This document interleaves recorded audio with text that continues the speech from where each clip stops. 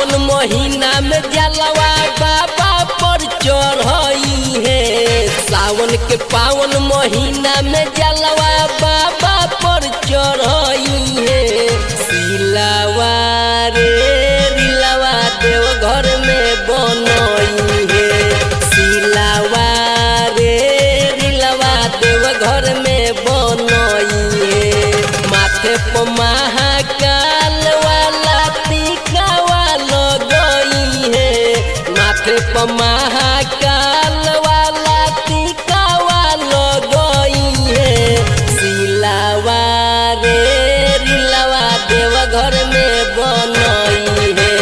सिलावा रे रिलवा देव घर में बनई है।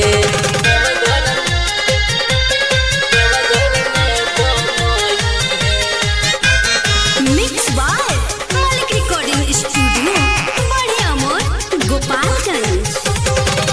मंगली है उनका से एगो बारा दानावा। लोभर से बन जाई हम तोर सजनावा। हो मंगली है उनका से एगो बारा दानावा। लोभर से बन जाई हम तोर सजनावा। पावेला हमारा खातिर ते जी लगई है। पावेला हमारा खातिर ते जी लगई है। सिलावा रे रिलवा देव घर में बनई है। सिलावा रे रिलवा देव घर में बनई है।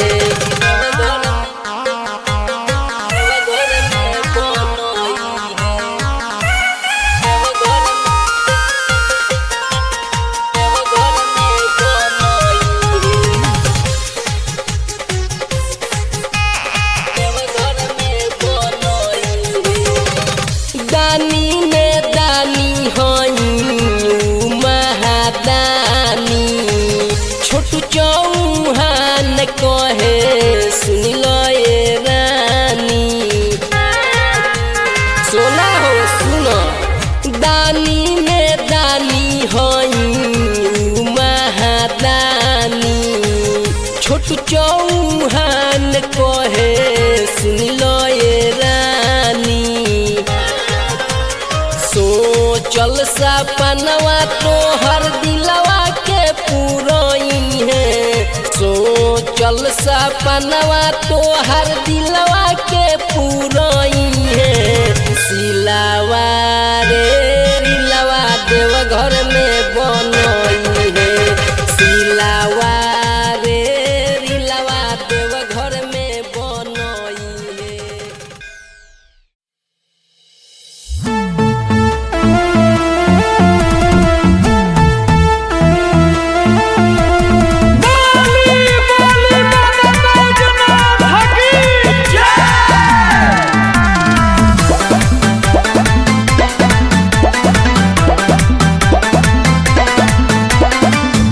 आसरा लगाई हम आइल बानी बाबा रौरा धामवा में।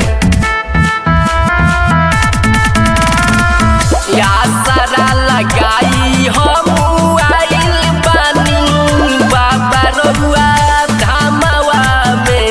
ए बाबा सोनावा पर फेर दी नजरिया दिया भर्ती अस्पतालवा में।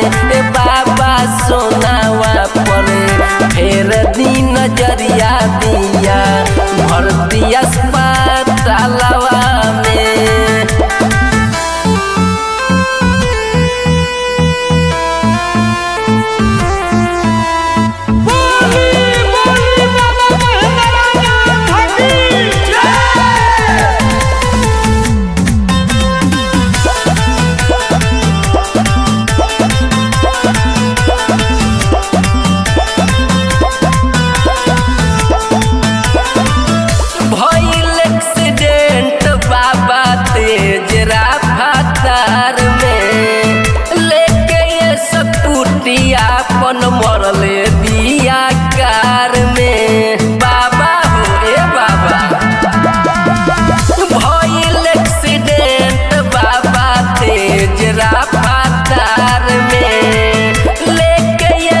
कुटिया पन मरले बिया कार में झर झर गिरे लोरे बाबा अब तो रौरा भावा नवा में ए बाबा सोनावा परे फेर दिन नजरिया दिया भरती अस्पतालवा में ए बाबा सोनावा परे फेर दिन नजरिया दिया भरती अस्पतालवा में।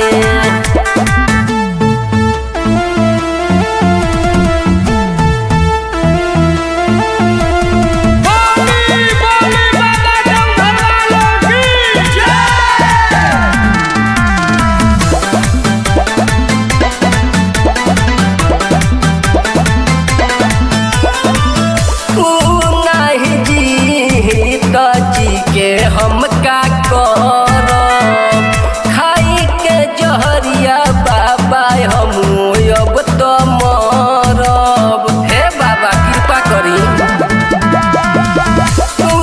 नहीं जी तो जी के हम का करब खाई के जहरिया बाबा हम अब तो मरब। जान कौन गलती भइल